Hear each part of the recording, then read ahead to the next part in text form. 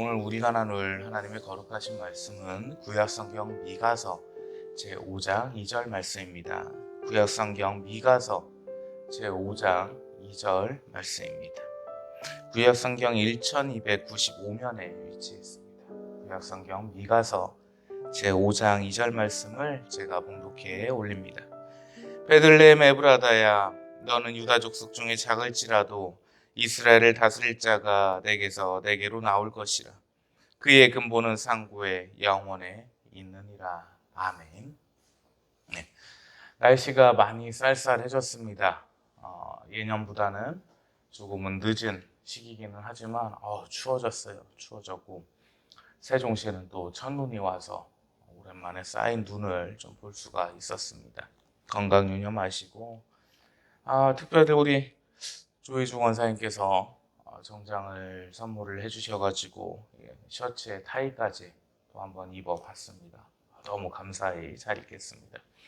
또 우리 조경옥 권사님도 이하영 전사님 옷까지 또 잔뜩 챙겨주셨는데 코트라 너무 감사하다는 말씀 좀 이 시간 전해드리고, 태국에서 그 장지호 장로님께서 이제 선교 사업 지금 진행 중이신데 많이 기도로 좀 응원해 주시고 항상 하나님의 은혜가 풍성히 임하실 수 있도록 함께 기도하도록 하겠습니다. 이제 우리에게 어찌 보면 가장 큰 축제일이라고 해야 될까요? 기념일이라고 해야 될까요? 성탄절이 다가오고 있습니다. 작년 설교 때도 똑같이 한번 이야기를 했던 것 같은데 이 성탄절이 다가오면 괜히 신이 납니다. 절에 있는 스님도 신이 나시고, 작년에도 생각이 났었는데 그 산타 모자를 쓰셨던 스님이 계신데 어떻게 잘 지내시고 계시는지 모르겠어요. 그 뒤로는 매스컴에 안 나오시는 것 같은데. 그래서 이제 예수님께서 우리에게 구원을 주시기 위해 오시는 이 성탄이 얼마 앞으로 다가왔습니다. 솔로인 우리 청년들 많이 외롭고 할 텐데 예수님과 함께 하면 됩니다. 설교를 들으면서 예배를 드리면서 함께 하면 됩니다. 슬퍼하지 마세요. 자, 이 예수님께서 우리를 위해서 이 땅에 오시는 그 성탄절을 기념하는 그 날짜가 기념일이 얼마 안 남았지요. 실제로 예수님께서는 이제 양들을 꼴을 먹일 시절 정도라고 하니까 한 8월, 9월 이때쯤 태어나셨을 것 같은데 12월 25일로 제정을 했죠. 제정을 해서 다들 이제 우리 개신교에서는 개혁교회에서는 따르고 있는데, 예수님께서 오시기 전에 있었던 일에 대해서 그리고 그를 통한 하나님의 역사를 우리가 한번 성탄절까지 나눠보려 합니다. 오늘 우리가 나눌 이 말씀은요, 미가 선지자를 통해 하나님께서 하신 말씀입니다. 베들레헴이라면 떡집이라는 뜻을 가지고 있습니다. 그래서 신학생 시절에는 그래서 성만찬 때 떡을 나누나 이 생각을 좀 하기도 했었는데, 어쨌든 그 떡집이라는 뜻을 가진 이 베들레헴에 예수님께서 태어나심을 하나님께서 오늘 성경 말씀에 말씀하시고 계십니다. 너희는 작고 미약한 족속이지만 너희 가운데 유다를 다스릴, 이스라엘을 다스릴 통치자가 나올 것이다. 그의 근본은 상고에 영원에 있다. 즉 하나님이심을 말씀을 해주시죠. 예수님께서 오시기 전에 동방박사 3명이 길을 나섰습니다. 지금까지는 볼 수 없었던 휘황찬란한 별 하나가 그들의 눈에 들어왔습니다. 자꾸 어떤 권사님께서 저희 목사님 스토리 설교를 듣다 보면 구연 동화를 듣는 것 같아요. 그 말씀이 자꾸 생각나서 지금 웃음을 좀 참고 있는데, 하여튼 그들의 눈에 들어왔습니다. 이 별은 지금껏 볼 수 없었던 찬란한 광명을 가지고 있었고 유난히 반짝였고 컸습니다. 그럼 그 별은 이스라엘의 왕이신 하나님에게서 나신 하나님, 우리 주 예수 그리스도의 탄생을 의미하는 별일 거라는 확신을 가졌죠. 이 당시는 이 유다 땅은 헤롯 왕이 통치했던 시대였습니다. 헤로디아 왕이 통치를 했던 시대에서 이 동방박사는 3명은 별을 따라 길을 나섰습니다. 그런데 큰일 났습니다. 그렇게 별을 따라서 걷다가 이 별을 잊어버렸습니다. 잃어버렸습니다. 난처하죠. 그 별이 어디로 갔는지 모르겠어요. 그래서 왕궁으로 가게 됐습니다.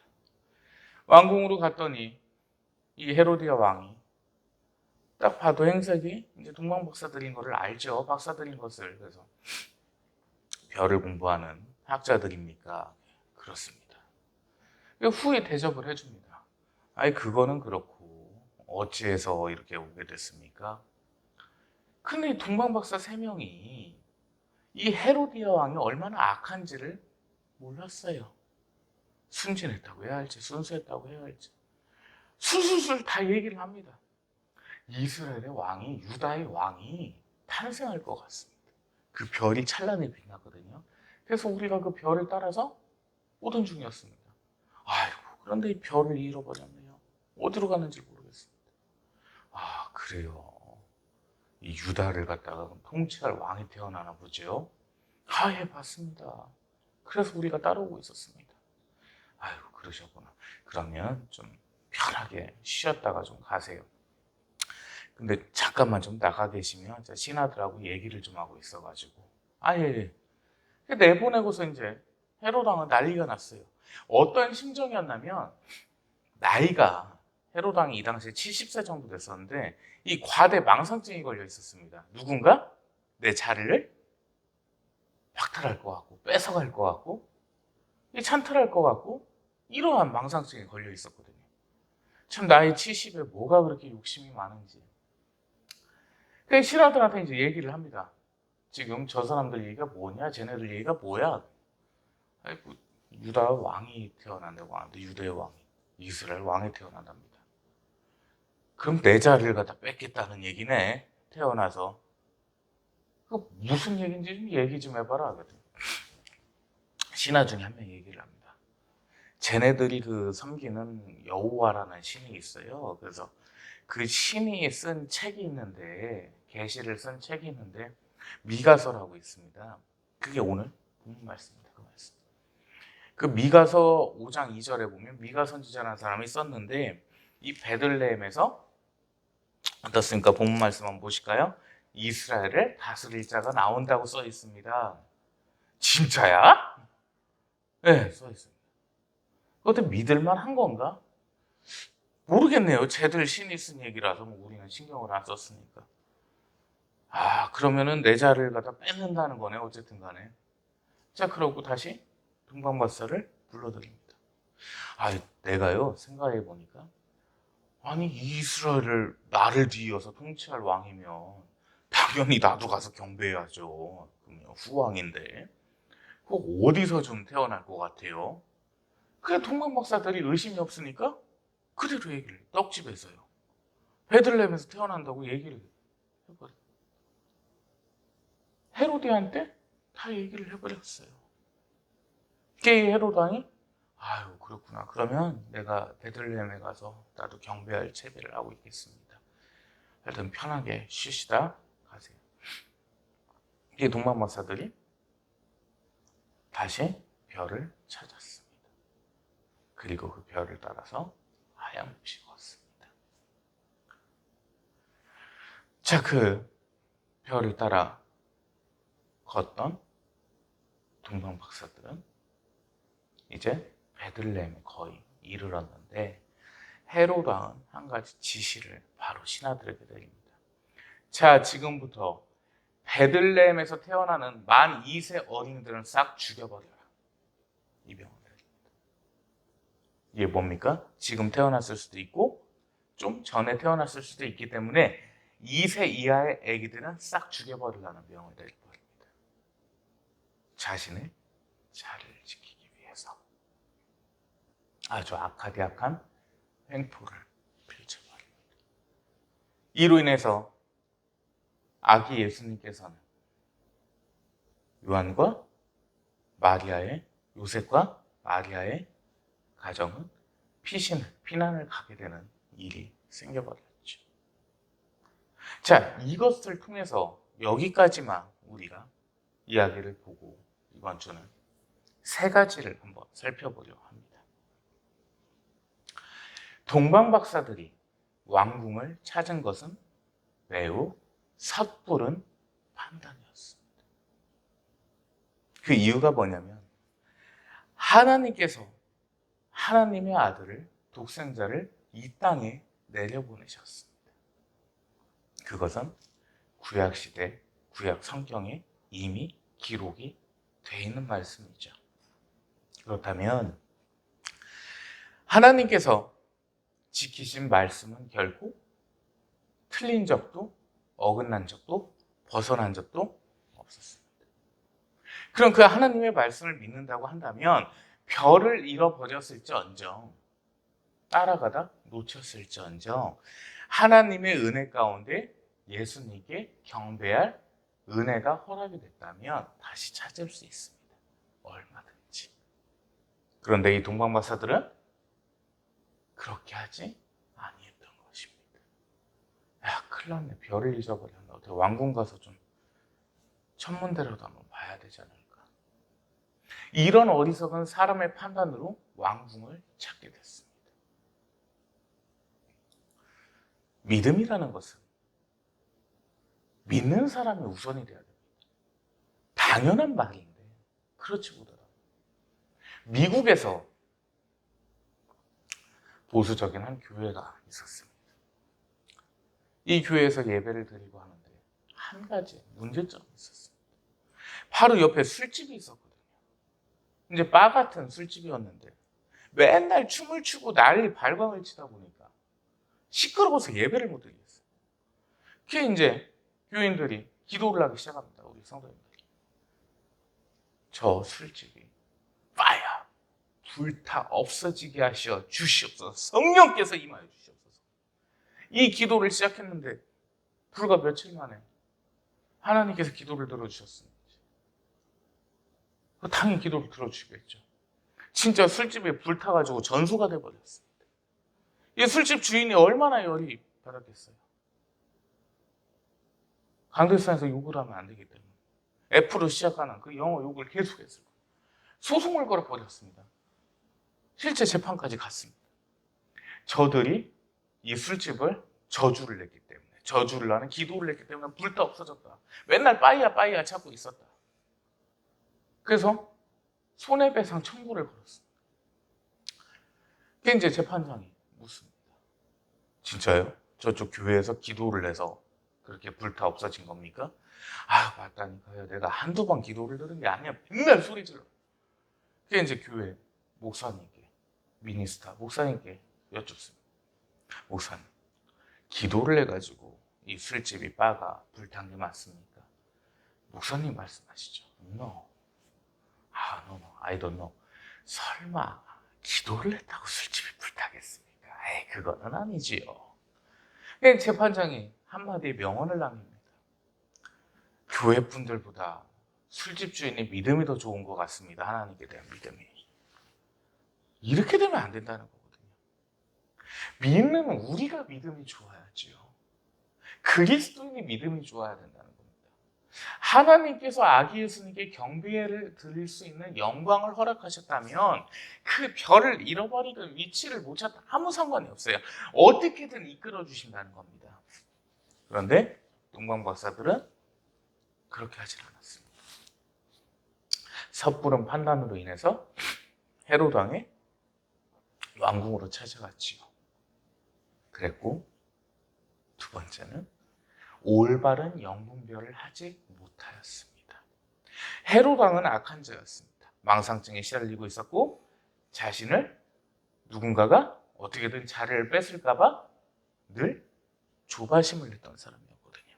그런데 그런 자가 그 악한 자의 영을 구별하지 못하고 분별하지 못하고 술술 다 얘기를 합니다. 아기 예수님께서 오십니다. 이스라엘의 왕께서 오십니다. 평강의 왕께서 오십니다. 영존하시는 아버지께서 오십니다. 우리 구주 예수 그리스도께서 오십니다. 그리고 그 구주께서 베들레헴에 임하십니다. 이 얘기를 다 해버립니다. 그로 인한 결과는 매우 비참했습니다. 울고 있던 갓난아이들이 싹 죽어버렸습니다. 이 세 명의 올바른 분별력이 혀가 꼬이네요. 이 세 명이 올바른 분별을 하지 못하였기 때문에 그 아이들은 무참히 죽어버렸어요. 다른 것으로, 다른 편으로 해석을 해보면 이제 신앙을 시작하려고 하는 싹들이, 어린 새싹들이 무참히 잘려나가 버린 겁니다. 그리고 또 한편으로 보면요, 이 당시의 베들레헴이 과연 하나님을 온전히 믿었는가? 어린 아이들이 무참히 죽었다라면 과연 하나님께서 하나님을 경배하고 온전히 하나님을 섬기며 하나님을 찬양하는 동네에서 이러한 비극이 일어나게 하셨겠는가? 라는 겁니다. 어찌 보면 미가서 5장 2절 말씀, 오늘의 본문 말씀과 대치되기도 합니다. 너는 미약하고 작은 족속이나 이스라엘의 왕이 너희에게서 날 것이라. 이 말씀을 붙들고 살고 있었는지, 온전하게 하나님을 경배하며 살고 있었는지는 다시 생각해 봐야 될 것입니다. 무튼 결과론적으로는 이 동방박사 3명이 올바른 영분별을 하지 못해서 어린 아이들이 다 죽어버렸습니다. 이것은 매우 안타까운 일입니다. 세 번째는 급박한 성경 읽기였습니다. 무엇이냐면 이 헤로단과 그 신하들은 하나님을 믿는 자들이 아니었습니다. 어찌 보면 하나님을 대적하는 자들이었습니다. 그들은 분명 예수님께서 초림하시는 이 땅에 임하심을 알고 있었겠죠. 그러나 그들은 그것을 믿지 아니했고 동방 박사들의 이야기를 듣고서 그제서야 급박하게 성경을 찾아보기 시작합니다. 미가서 5장 말씀을 찾아보기 시작합니다. 어떤 의미가 담겨져 있습니까? 예수님께서는 분명 이 땅에 재림하신다고 약속을 하셨습니다. 하나님께서는 사도 요한에게 말씀하셨죠. 진실로 내가 내게 이르노니 내가 속히 오리라. 이 땅에 다시 임하심을 말씀하셨는데 믿고 있습니까? 진짜 믿으시고 계십니까? 이 사실이 분명 지켜질 걸 우리는 압니다. 믿고 있습니다. 그런데 그것을 접어두고 있지는 않냐는 겁니다. 진짜 예수님께서 오심이 다다랐을 때 이 헤로디아 왕처럼 이 신하들처럼 급하게 성경을 찾고 있지는 않겠습니까? 지진과 기근과 기아가 일어날 때 주께서 임하시리라 이 말씀을 그제서야 찾고 있지 않겠습니까? 와, 그렇다. 맞아. 오신다고 했는데 그제서야 이 성경에 있는 거 아닙니까? 누가 천국 간다고 했지? 그렇게 되지 않겠냐는 말입니다. 인간의 본성은 악합니다. 사실 이 성탄 전 준비주일이 아니었다면 생명나무에 대한 말씀을 오늘 나눠보려 했습니다. 하나님께서 영원한 생명을 우리에게 허락하지 않으신 이유가 있습니다. 그 생명나무의 과실을 못 따먹게 하신 이유가 있습니다. 사람을 만드셔서 보시기에 심히 좋았는데 분별을 하지 못해서 뱀한테 속아서 선악과를 따먹습니다. 이들을 영원히 살게 해놔봐야 죄밖엔 짓지 않겠구나. 그래서 더 이상 육신으로서 영광을 돌릴 수 없을 때 하나님께서는 빛나는 천국으로 이끄십니다. 아버지시기 때문에. 가죽 옷을 입혀서 용서를 하시는 아버지시기 때문입니다. 너희는 살아봐야 죄밖에 안 지니까 죽어라 그냥. 이렇게 하신 분이 아니시라는 거예요. 예수님을 보내주셨습니다. 그래, 원죄를 다 사해줄게. 자범죄까지도 다 사해줄게. 잘 이해하셔야 돼요. 용서하셨다고 해서 회개가 필요 없는 거 아닙니다. 우리 회개 속에 살아야 됩니다. 의인 없습니다. 하나님한테 항상, 하나님 앞에 항상 무릎 꿇고 경배하며 회개해야 되고 통곡해야 됩니다. 너의 죄를 용서해 줄게. 천국으로 갈 수 있게 해줄게. 이 아버지의 마음이셨다는 거죠. 오늘부터 보십시오. 본문을 보십시오. 이 동방박사 3명을 그저 읽고 넘어가신 분들이 대다수일 거라 생각이 듭니다. 하나님의 말씀을 온전히 믿지 못했기 때문에 왕궁에 간 것이고, 영분별을 하지 못했기 때문에, 올바른 분별을 하지 못했기 때문에 헤로드 왕에게 다 부른 거예요. 이야기를 해버렸습니다. 그로 인해서 아이들이 다 죽었습니다. 그 와중에 헤로드 왕과 신하들은 예수님께서 오시기 직전에 성경을 급히 찾아 예수님의 재림이 다가왔다고 했을 때 우리는 어떻게 하고 있을 겁니까? 기름을 준비한 그 신부들처럼 이 말씀을 붙들고 하나님 앞에 엎드려 있어야 되지 않겠습니까? 아버지, 이 죄인이 하나님의 얼굴을 친히 배우기를 원합니다. 이 죄인을 용서하시어 주옵소서. 이러한 자세로 있어야 되지 않겠습니까? 그것이 우리 그리스도인들이 해야 될 의무이자 책무이자 마땅하고 옳은 일입니다.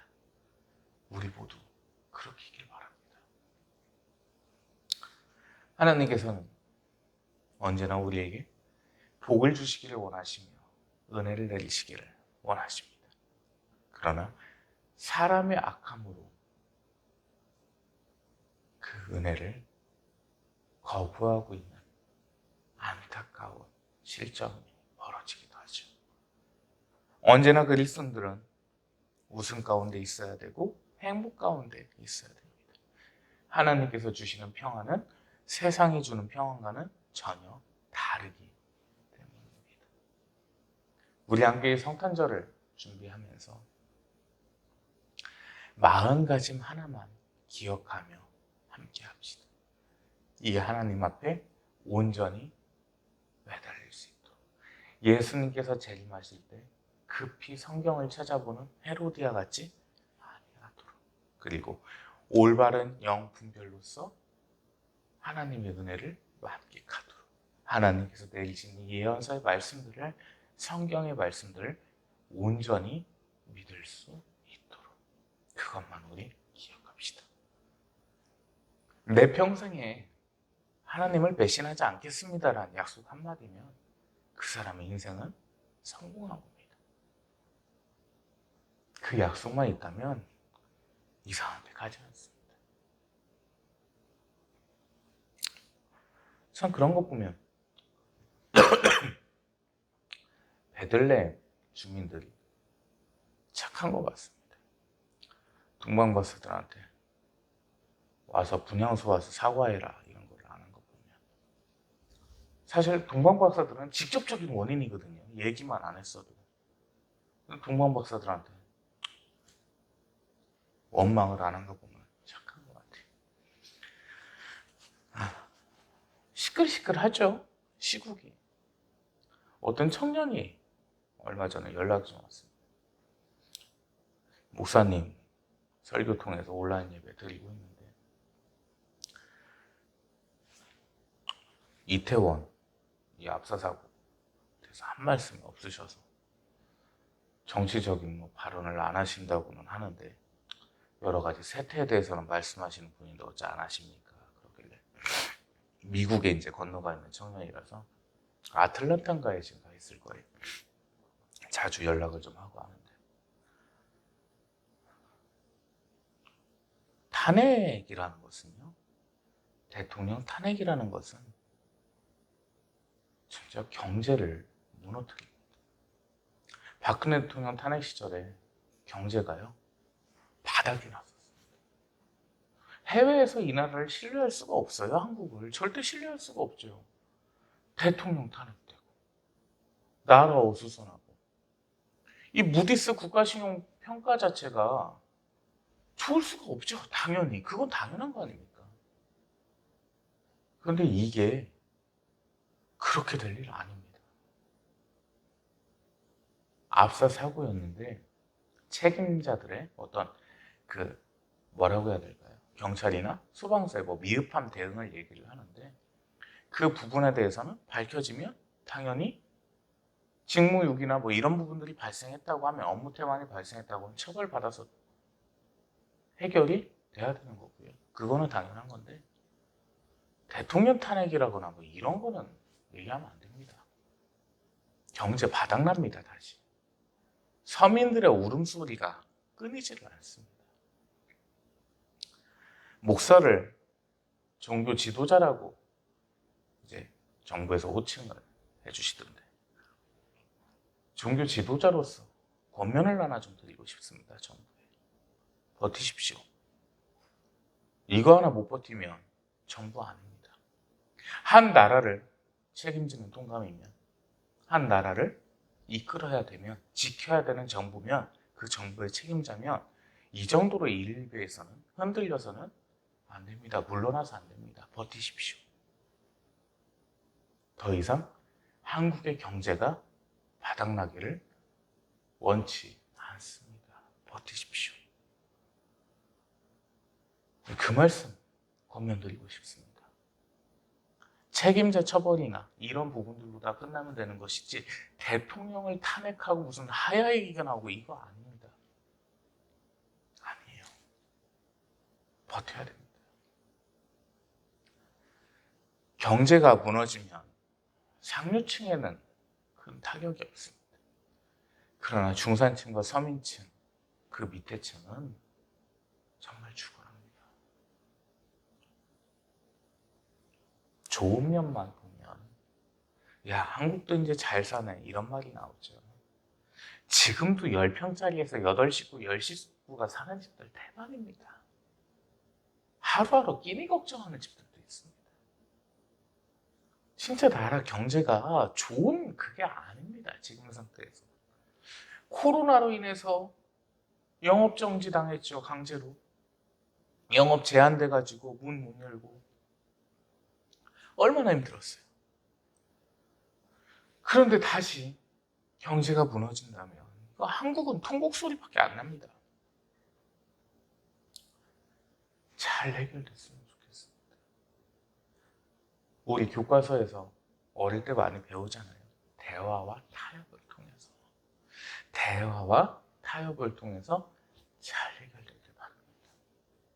지금 주유소에 휘발유도 없다고 하죠. 기름도 경유랑 화물연대 파업으로 인해서 좀 빨리 해결이 좀 됐으면 좋겠고 서로 간에 이득만 찾다 보면 답 안 나옵니다.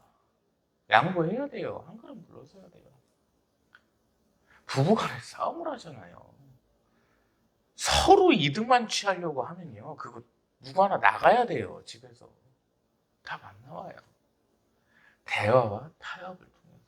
물론 그 대화가 강성일 수는 있을 것이고 타협 자체가 어거지 타협일 수는 있겠지만 그래도 한 가정에서조차 그런데 국가잖아요. 나라라면서요. 원만히 이 사회적 문제가 정부와 어떠한 단체 간의 대립이 원만히 해결되길 바랍니다.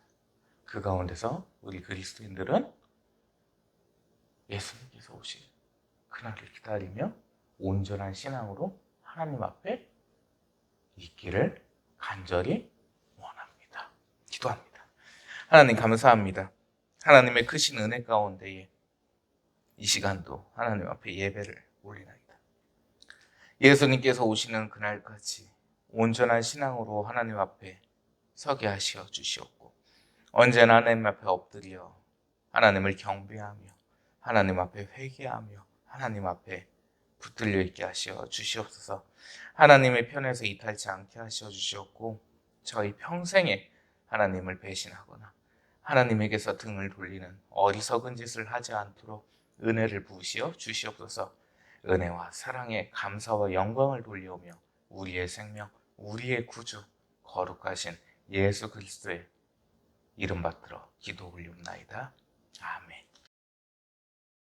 이제는 우리의 구주 예수 그리스도의 크시고도 크신 무한하신 은혜와 아버지 하나님의 극진하시고 지극하시며 드높으시며 영원무궁하신 사랑하심과 성령 하나님의 내주교통 감화감동 인도 역사 충만케 이끄시며 위로하시며 도우시며 이 시간 하나님 앞에 엎드리기를 원하는, 하나님께 예배하기 원하는, 올바른 분별로서 하나님께 영광 돌리길 원하는 하나님의 거룩한 성도들 머리 위에 이제로부터 영원토록 항상 함께 계실지어다.